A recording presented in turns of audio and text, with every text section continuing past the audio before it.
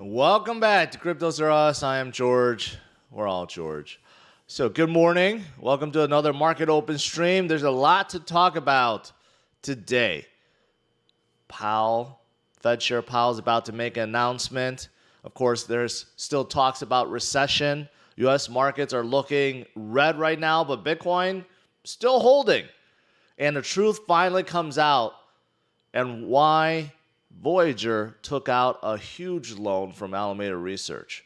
So let's get started. Smash up the like, subscribe to the channel. Make sure you hit that notification bell to get notified of all my streams. Follow me on social media. Check out CryptosRUs.com. And make sure you follow brand new Clips channel. Good morning, guys. Welcome, welcome, welcome.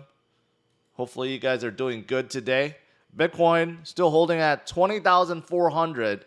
Despite futures market right now looking grim once again, we are about to ring the market bell, and it looks like markets are still worried. Yesterday we had a pretty good rally overall, and then, well, it removed it, but it was like plus 600 for Dow. Now we're minus 400 for Dow. So, you know, right now, I think a lot of traders are looking at what's going on with inflation, of course, recession. And this morning, people are waiting to see what Fed Chair Powell has to say. He's supposed to be testifying in front of the Senate committee. I don't know if there's anything else he's going to be saying, right? If he comes off, maybe even his tone is a little bit more hawkish. You know, maybe that's go kickstart another sell-off. Or maybe he just says nothing, says exactly what he said during his press conference, and maybe people won't be so scared, right? So there is that's about to start, I think, maybe in like 10, 15, 20 minutes. Not quite sure when it's actually supposed to start, but that is happening this morning. Of course, people are still worried about recession, right? I didn't know this, but so far, the first 6 months of this year has been the worst half-year performance since the Great Depression, since 1932, right? So obviously it has not been good for basically any investment out there, any assets. Doesn't matter if it's stocks or commodities or energy or even Bitcoin and crypto, right? It's just a really bad year. And people are still deciding whether or not it's going to get worse. Citibank sees a 50% chance of recession. I think we could already declare we're in recession. There's no doubt that the GDP for Q2 in the U.S. is in a negative. And if you have 2 consecutive quarters of negative growth, that's recession. I think that's already baked in, right? It's not a matter of we're in recession. It's a matter of how deep this recession will go, right? And how bad it's going to get with the rate hikes still coming up. So that is the ultimate question. And right now, no one can answer that. Everyone is just speculating. And you have some guys on Wall Street like Jim Rogers who warns of the worst bear market in his lifetime. That's what he's calling it. He's calling this the worst bear market in his lifetime. And he believes it's going to go down. Markets will go down a lot more and will last a very, very long time. So there are many that believe that we're just getting started. Whatever we're seeing now is the tip of the iceberg in terms of how bad it's going to get. This is why every word from Powell is so so looked upon and analyzed, because so many people are so fearful about what's to come, right? And they want to know what Powell's going to do about it. Can he fix things without breaking things, right? Can you fix inflation without breaking the economy? Many people think no, right? We're in this tailspin that we can't get out of, right? Like supply chain issues. Still, no answer to that. Daimler, Mercedes, Daimler Chrysler, and it's not Daimler Chrysler anymore, obviously. Daimler Truck, who is the world's largest truck maker, says they're still facing enormous supply chain issues. They have never seen it this bad, at least according to industry veteran, a 25-year industry veteran, said he has never seen things this bad. And not only that, he mentions about inflationary pressures and why raw materials, right, why they're so high right now too. So again, adding to what we're seeing, adding to the high prices, right, adding to inflation, among many other reasons. So right now it's just not looking good. That's why the markets are still so weak. But you know what? I'm glad to see Bitcoin. Bitcoin is still holding good this morning. So a little bit more about that in a little bit. And then lastly, going into July 4th, right?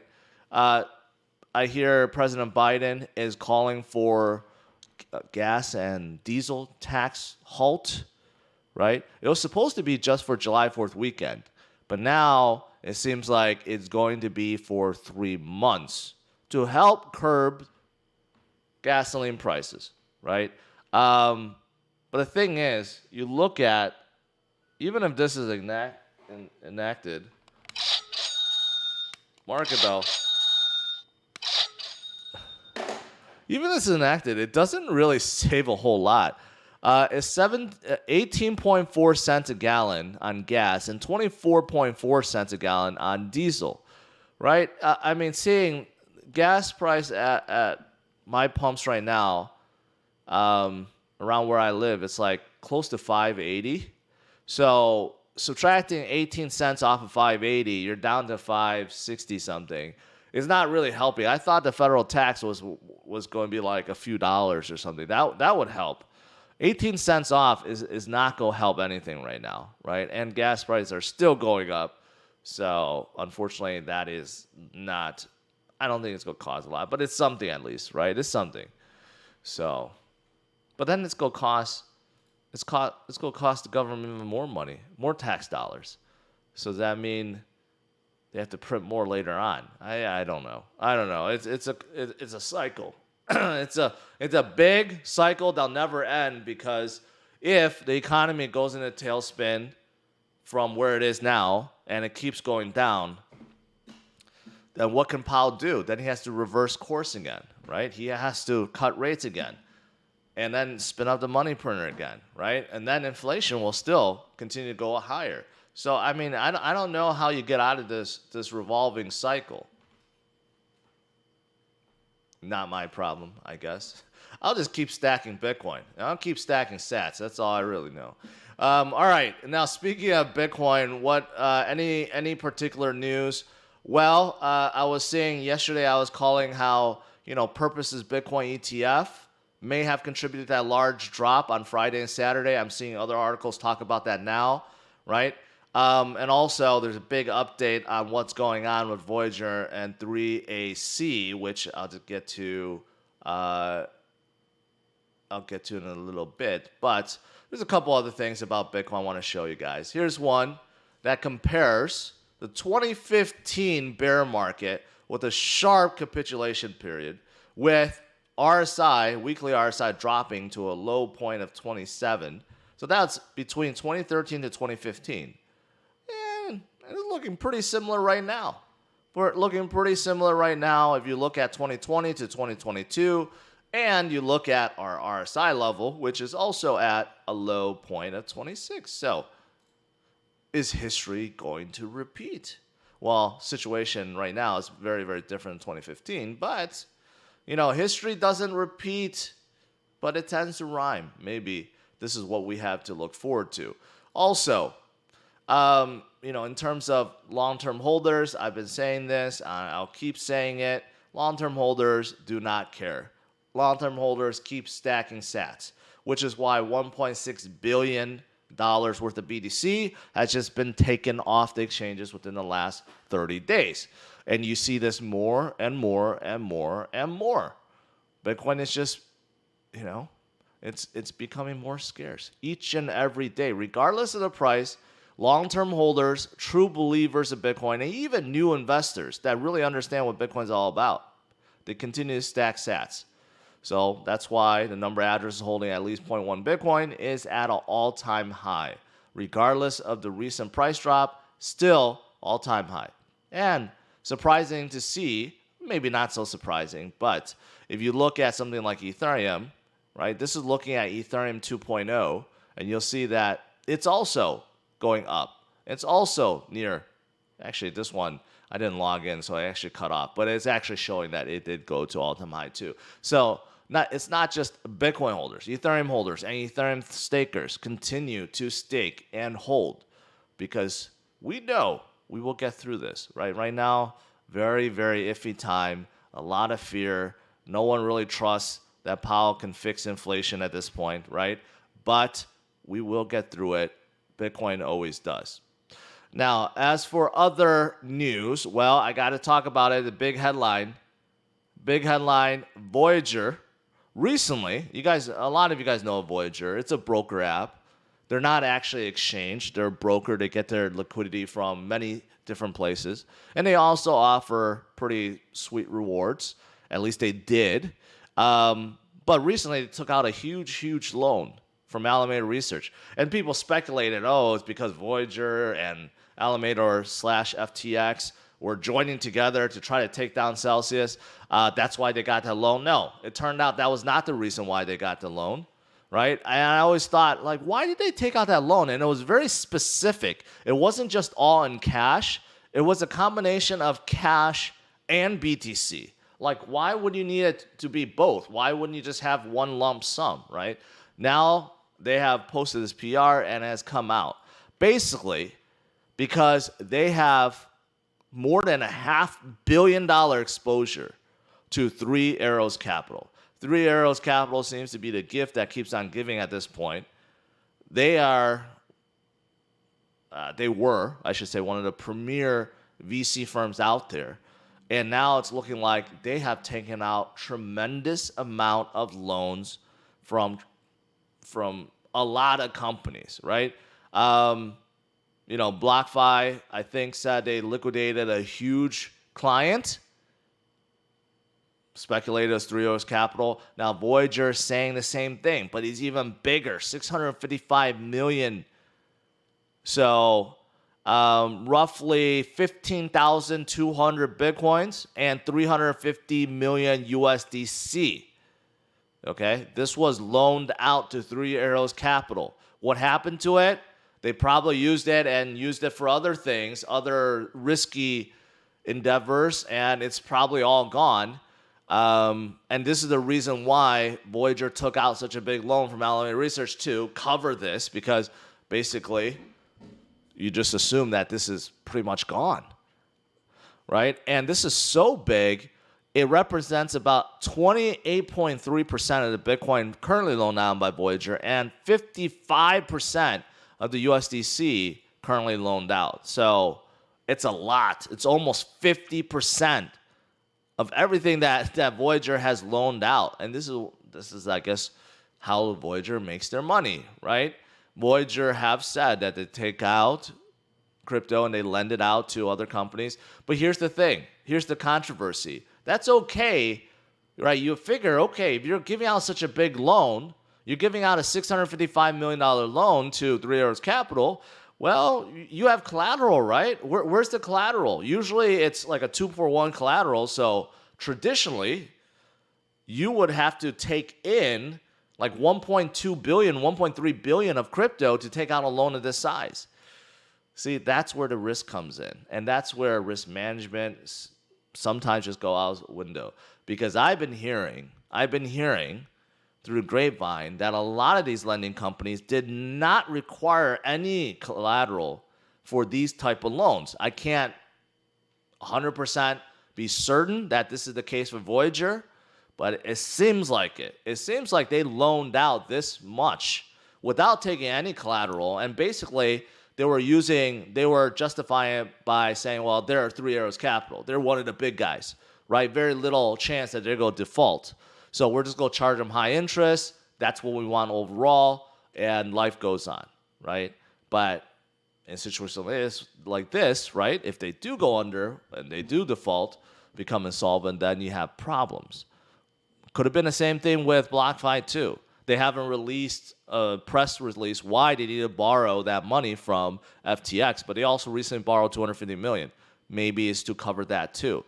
So again, risk management somehow goes out the window during good times sometimes, right? Greed takes over, even the biggest companies that we know, right? We have seen very gigantic companies go under because of the risks that they have taken, right? So that's what's happening. Now, as for Voyager themselves, are they going to survive? Yeah, because they got that loan, no problems at all. This is not 100% of what they loaned out, right? I'm sure they still have capital on hand, right? So I don't think Voyager is going to go under because of this.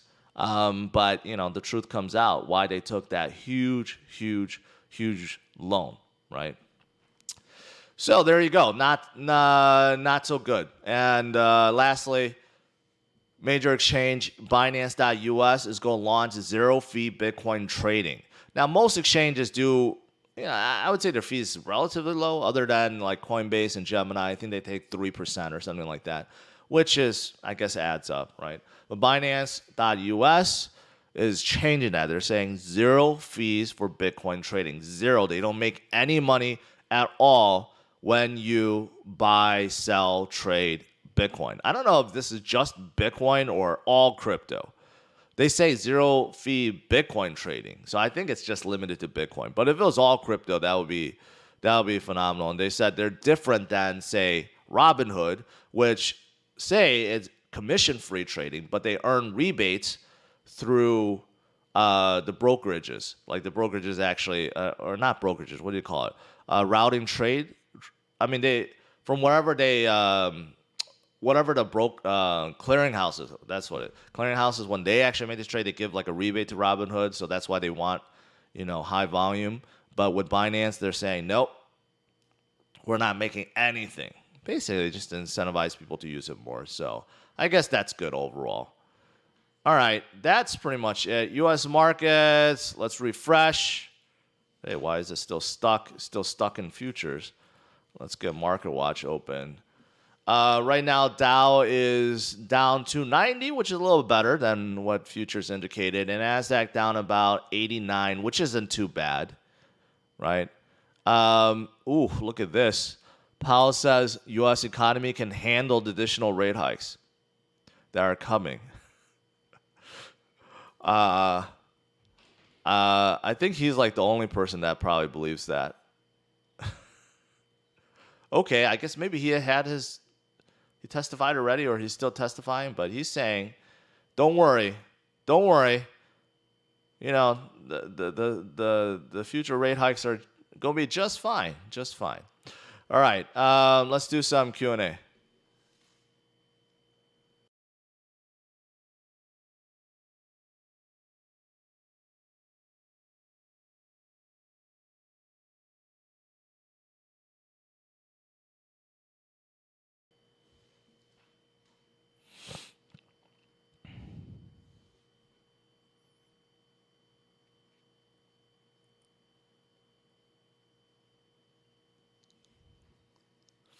All right, let's see if I missed anything here. Scrolling up, let's see. Did I miss anything? Someone mentioned about Japan's 10-year yield. The debt market is melting down. I did see that, and that's not good. I don't know how, like, the bigger picture, how it connects to everything, right? But I did see that, and a lot of people are panicking over it. So I need to get my head wrapped around that a little bit more. Let's see, 2.5 euro per liter here. I don't know what that translates to, but probably, what, $10? $10 a gallon, something like that, which is better than the 6 in the U.S., but, it's a lot, and it's adding to more. Let's see, 6.66 in the Bay Area, which is no good. Someone else says 6.89. Yeah.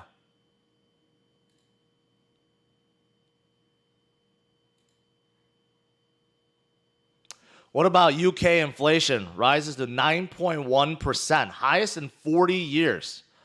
Well, that's not too far off from U.S. inflation, which is at 8.6%. right? I mean, yeah, inflation is high. I think a lot of people still don't understand that, right? Obviously, cash is king, especially when things are dipping down and you have the ability to buy, right, at cheap prices. But having a ton of cash just sitting there is not good right now, because what that means that 9.1% in UK and 8.6% in the US, and most likely it's going to go higher. That means every year about a tenth of it is just gone, right? The things that you can buy with that fiat or British pound or USD, right, decreased by 10% right now, year over year. That's a lot. That's why Powell is so aggressive with his rate hikes, because that's not good, right? But the economy doesn't seem like it's as strong as he's indicating. That's where the fear comes in, that he may make things worse, but we don't know. We just don't know at this point. Will things get really, really bad by the end of the year, or will things just get better? Maybe he does know what he's doing, and things will get better. Right now, very little people think so. I don't hear of anyone coming out saying, "Yeah, I think Powell's right. I think he's go fix everything." Everyone coming out right now, it doesn't matter if you're an analyst or a TV pundit or you're a billionaire investor. Every single person is coming out saying, "I don't trust what Powell is doing right now." So I don't know what to say about that. Like I said, the only thing I know of is I'm going to keep stacking sats. I'm going to keep DCAing.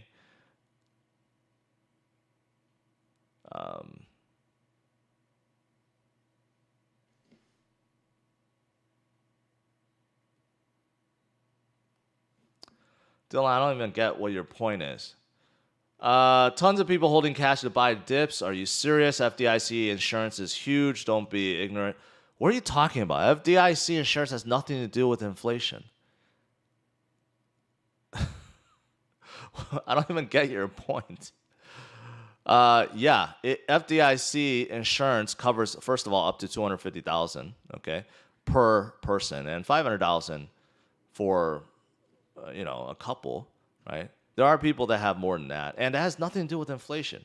Your buying power going down by 9%, 10% a year. What does that have to do with FDIC insurance? Nothing, zero. And there are a lot of people that's holding a lot of cash. So again, I don't even get your point. Where does Strike get the $20 to pay referrals when they don't charge fees? I'm sure Strike has investors. That's just part of their marketing budget. A lot of companies, rather than market traditionally, like put ads out on the internet or do TV ads or whatever, right? They'll just use it for referrals because they see that being more, effective. So, yeah, it's just that.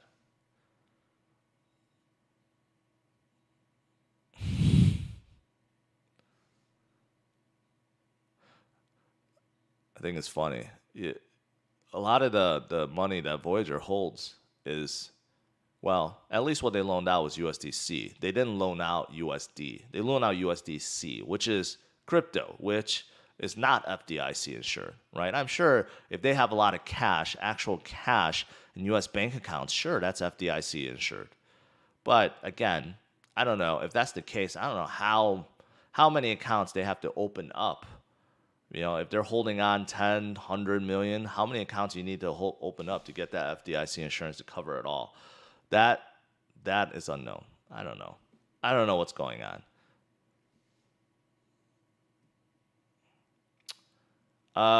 Let's see. What else is there? Your thoughts on ApeCoin? Well, the recent news is their partnership, not ApeCoin specific. Well, yeah, Yuga Labs partnered up with Rolling Stones to come out with these exclusive NFTs, and you have to use ApeCoin to buy it. So that's the latest thing. There's a lot of NFT news coming out recently, right? NFT NYC is going on right now, so there's a lot of things coming out. Oh yeah, there's a couple other things I forgot to show you guys. Yeah, they relate to that, like Time Magazine. announced a partnership with Sandbox to build Times Square in the metaverse. You know, stuff like this is coming out. eBay buys an NFT marketplace called Known Origin. So eBay is jumping into the NFT space, right? There's a lot of companies that's really trying to get into this space right now. So, yeah. Looking at Bitcoin, Bitcoin's coming up a little bit, 20,600. That's positive. So it looks like right now, U.S. markets are still in the red, but Bitcoin's still clinging on to 20,000 and wants to head higher. So that's pretty positive. Let's see if we refresh this. Which metaverse projects are you buying now? Zero. None. Julian, if the companies you mentioned really lent 3 capital without collateral, then could we see the lenders themselves go bust if we have more volatility to the downside? Well, no. That's why they took out the loans, because I'm sure they covered their exposure. So Voyager got a huge loan from Alameda Research to cover that. BlockFi got a huge loan recently. Celsius, I don't know what's going on with them. I don't know if they have any exposure to 3 capital, or most of their exposure is with ETH, or ST-ETH depegging, and they not be able to withdraw from the beacon chain, right? I don't know if they also have additional exposure to, say, 3 capital, right? I just don't know at this point. There's no other information about Celsius. ZI, didn't miss any of your videos since I explored your channel. Thanks for your effort. Salute you from Russia. Thank you. Thank you for your support. Let's see.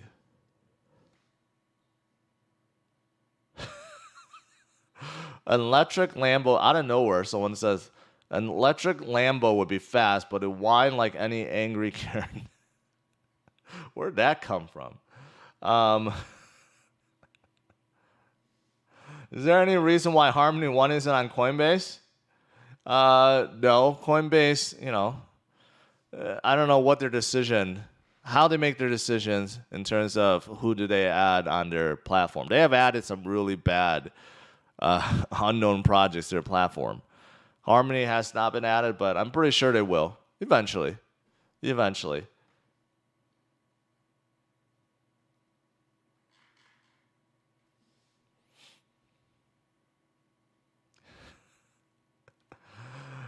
Good afternoon from Paris. Welcome. If Powell was any more hawkish, he could flap his wings. I hope not.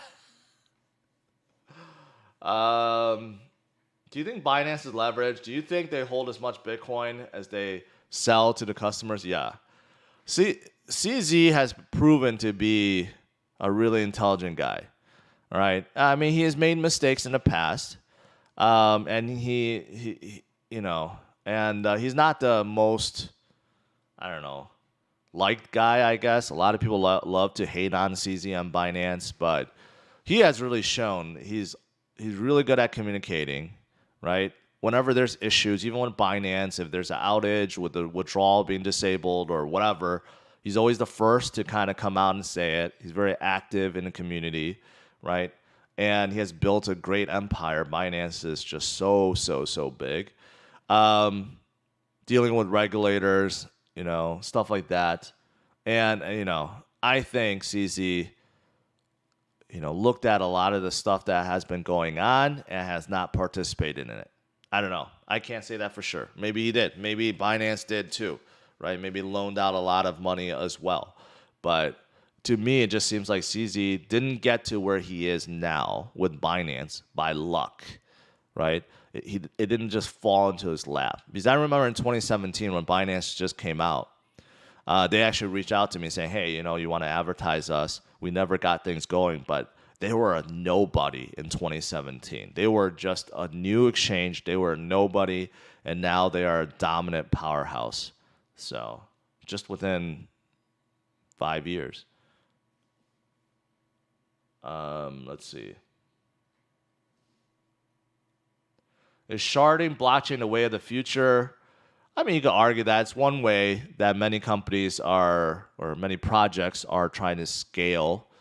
But there's many other ways. There are ones they're not even blockchains, DAGs, and they do things differently too. So it's not the only way. And then plus there's layer 2s that you can utilize as well. There's a lot of ways you can scale, but there's many that's looking at sharding. That's for sure. Eduardo, appreciate it.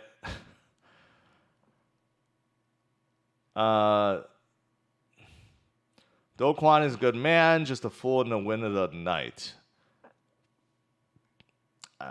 Okay. These crypto lenders are the dumbest people on earth. I don't know, they're the dumbest people on earth. It's just, you got to figure where are they getting they're paying out handsome reward, right, for Ethereum, for Bitcoin, and many other crypto projects. Sometimes more than what you can earn by simply staking. So where are they coming out with the yields to pay out, right? So they have already said, most of them have said, well, they lend it out to people. Now, lending out is okay if you took collateral, right? But the lending out with no collateral, that's where you run into issues. So through the grapevine, I've been hearing some of these companies have been doing that.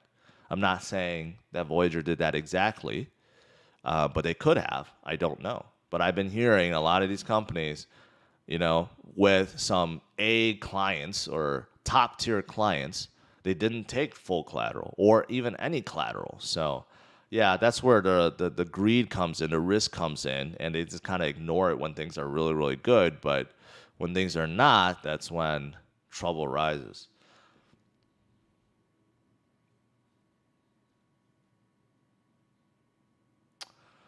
Tesla Plaid is my dream. XRP, go and give me it. It's a nice car, that's for sure. I don't know which Plaid you're looking at, the S or the X. Both are very, very nice cars. Rich Buddy, any crypto content painting yield is a scam. I don't know about that. Because you can make interest just by natively staking. And sometimes that's passed through. Sometimes that's how companies give out interest. It's just they remove the difficulties of that. For example, Cardano. If you natively stake Cardano into a pool, you're getting around 5% interest, a little bit less, like 4.8 something like that, right? So sometimes these lending companies, for example, I think Celsius did this, they will give you 4.2% on your Cardano, right? And what do they do with their Cardano? They go stake it in a pool. So they collect that 0.6% difference.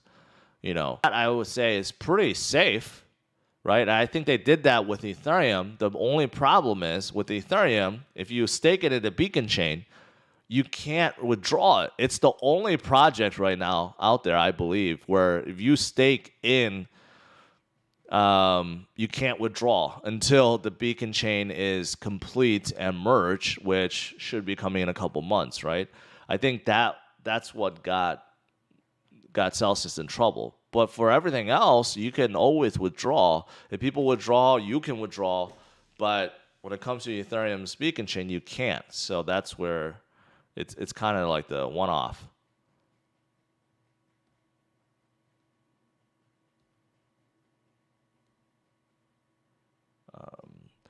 Holding strong, thinking long-term. Congratulations. Feel a bit overexposed, but no, Bitcoin is going to go away. Alts feel risky. Keep up the good work. Thank you, my man. And congratulations for staying strong.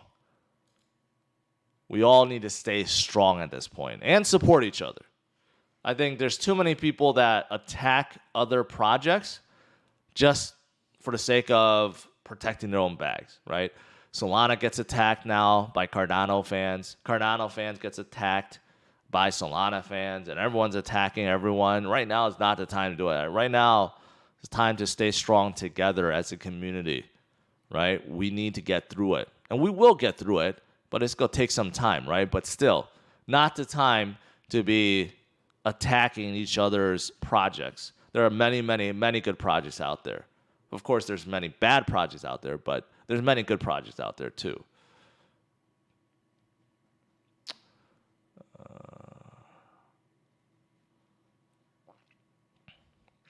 I'm late. What's up with Voyager? I have a good amount of crypto there. You know, I would say scroll back, but basically they revealed they have a large exposure to Three Arrows Capital. And they're trying to collect, and they're not getting anything. So it turns out that is the reason why they took out a huge loan from Alameda Research, because of that huge exposure to Three Arrows Capital.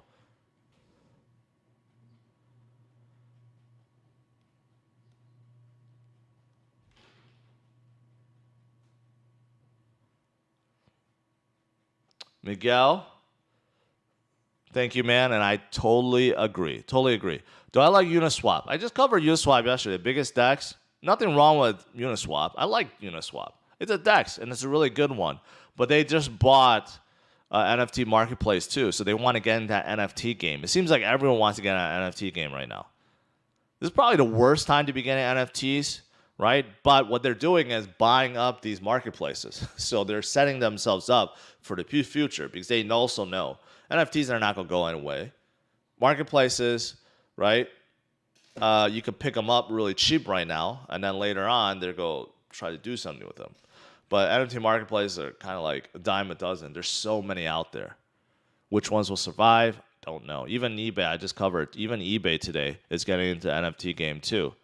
They just bought NFT marketplace. So yeah, there's a lot of buying of NFT marketplaces these days. All right, guys, I'll let you go. Overall, today, hey, NASDAQ flipped to the green. Not so bad. Not so bad. But you know what? People are still worried about this guy right here. Powell tells Congress the Fed is strongly committed to bring down inflation. Right? Just like this article right here. Well, Powell says U.S. economy can handle additional rate hikes. Right? So basically, Powell's going to continue to be super hawkish. And people are preparing for that. People don't know what's going to come. Some people think it's going to be the worst bear market ever in history, right? But it's time to stay strong, stay focused, and stack sats, basically, right? Bitcoin, for me, is the true hedge against inflation, has the best network, most secure network. So I'm going to continue to stick with Bitcoin. And that's the way we're going to get through it. To stick together and continue to focus on the future and continue to DCA and stack sats along the way. All right? So stay strong, my friends. Smash the like, subscribe to the channel, and I'll see you guys tonight, 8:30 p.m. Central Standard Time. All right. Have a good one. Take care. Bye-bye.